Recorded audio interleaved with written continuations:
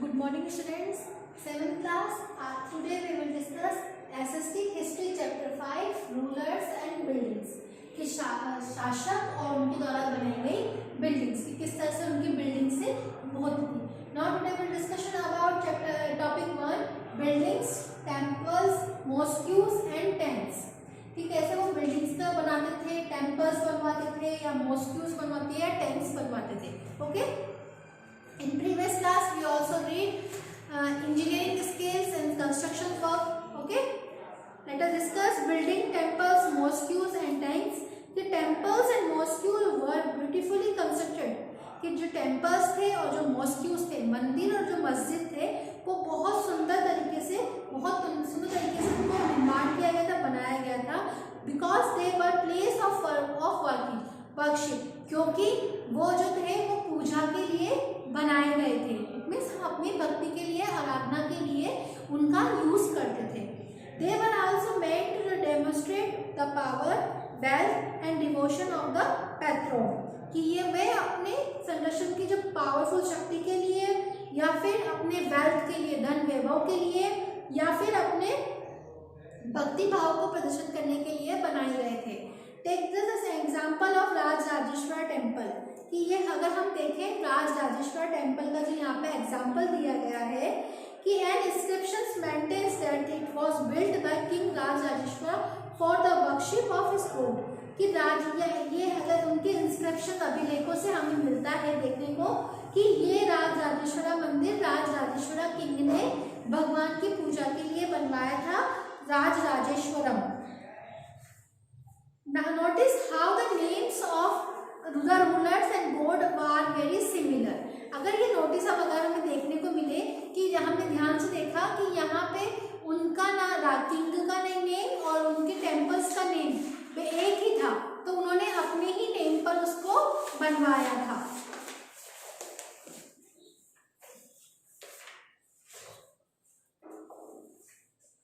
The king took the god's name because it was the auspicious and he wanted to appear like a god.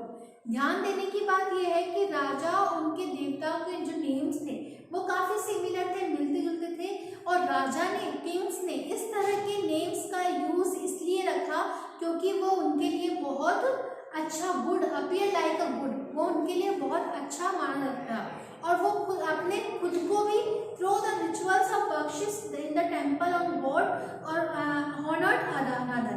तो राजा स्वयं को अपने ईश्वर के रूप में दिखाना भी चाहता था और वो जितने भी रिचुअल्स, रिलीजियस रिचुअल्स, धार्मिक अनुष्ठान के लिए मंदिर में जितने भी एक गॉड की वन गॉड, एक देवता के रूप में दूसरे देवता के सम्मान करना करता था.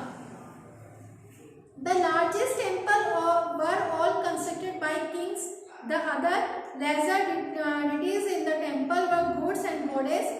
In the allies and subordinate of the rulers, the temple was miniature model of the world ruled by the king and his allies. As they worshipped their deities together in the royal temples, it seemed as if they brought the just rules of gods on the earth. कि जितने भी यहाँ पे जितने भी big मंदिर का निर्माण जो किंग्स के द्वारा करवाया गया था, इनमें उनके पास में उनके जितने भी सहयोगी थे या उनसे जुड़े हुए जितने भी थे दैतीज वगैरह, तो उनकी भी देवताओं की भी यहाँ पे मूर्तियाँ बनाई गई. और ये यहाँ पे एक विश्व का, एक मतलब वर्ल्ड का एक छोटे मिनिएचर के रूप में, एक उसके मॉडल के रूप में भी हम उसको देख सकते हैं. Muslim Sultan and Badshah did not claim to be inscriptions of God, but Persian court columns described the sultans as the shadow of God. कि यहाँ मुसलमान जितने मुस्लिम सुल्तान जो थे, बादशाह जो थे, वो खुद भी अपने को स्वयं जो थे वो अपने आप को गॉड के ही अवतार बताते थे, दावा नहीं करते थे. किंतु जो उनकी फारसी जो बुक्स थी या दरबारी इतिहास और माउंटेन्स के जो सुल्तान थे जिन्होंने अल्लाह की परछाई के रूप में हुआ है कि उन्होंने की शेडो ऑफ गॉड, कि वो भी अपने ईश्वर की उसमें ही उसको मानते हैं कि कैसे यहाँ पे हम भी एक ईश्वर के समान हैं. As each new dynasty came to power, the king wanted to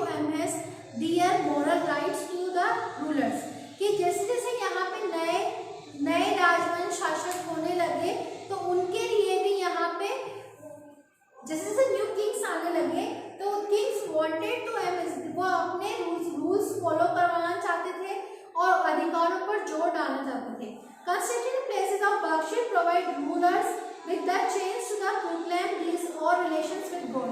और जितने भी चेंसेस थे वो सभी अपने गॉड को बनाने के लिए, उपासना के जितने भी मंदिर वगैरह बनाए गए, टेम्पल्स वगैरह बनाए गए, तो इन किंग्स ने उनके साथ में अपने रिलेशंस को और ज़्यादा पावरफुल करने के लिए इन सब चीज़ों का निर्माण करवाया. If it was widely believed that the rules of just king would be an age of plenty when the heavens would not withhold rain, at the same time making precious water available by constructing tanks and reservoirs were high praised. Sultan Iltutmish won universal respect for the constructing a large reservoirs just outside Delhi and Pune. It was the Khwajah Sultani, the king's reservoirs.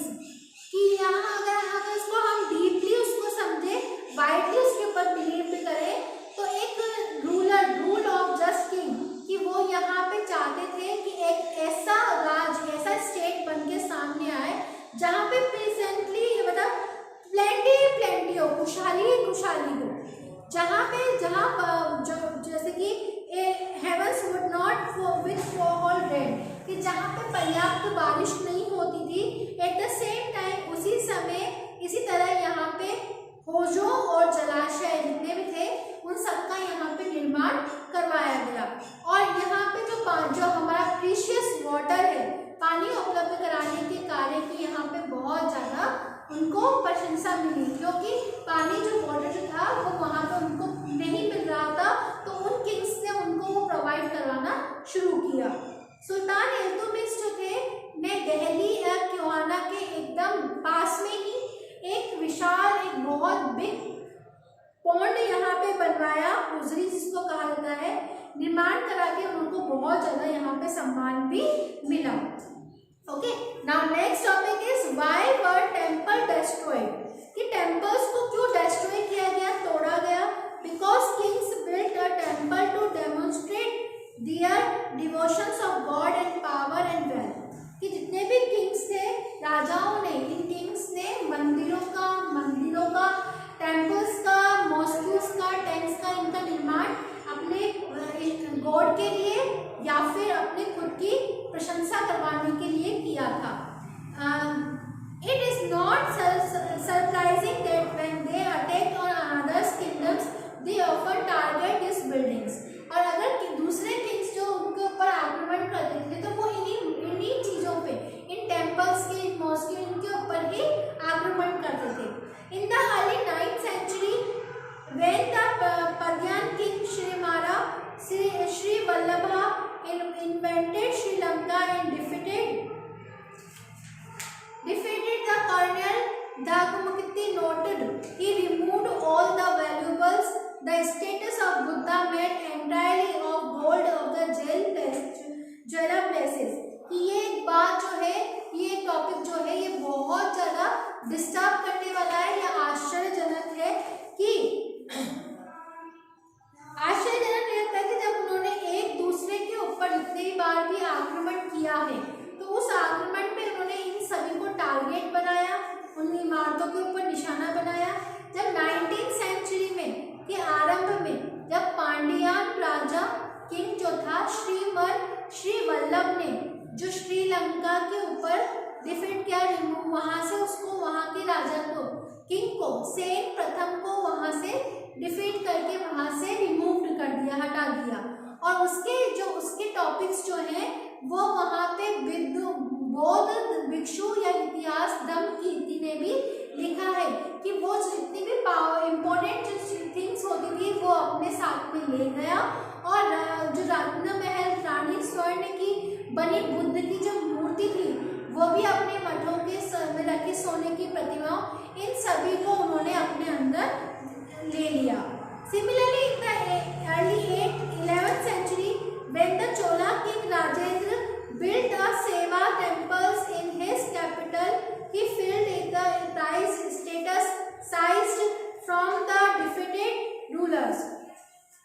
कि इसी तरह यहाँ पे 11th century के आरंभ में जो चोल शासक, जो चोल किंग थे राजेंद्र प्रथम ने भी अपनी कैपिटल में शिव मंदिर का निर्माण करवाया और उसने भी वहां पर जितने भी किंग्स थे उनको जब्त की गई प्रतिमाओं से इसे भर दिया कि जितने भी उसने जहां से भी कैप्चर करके लेके आया था तो उन्होंने उसको वहां पे आकर उसको फिल कर दिया।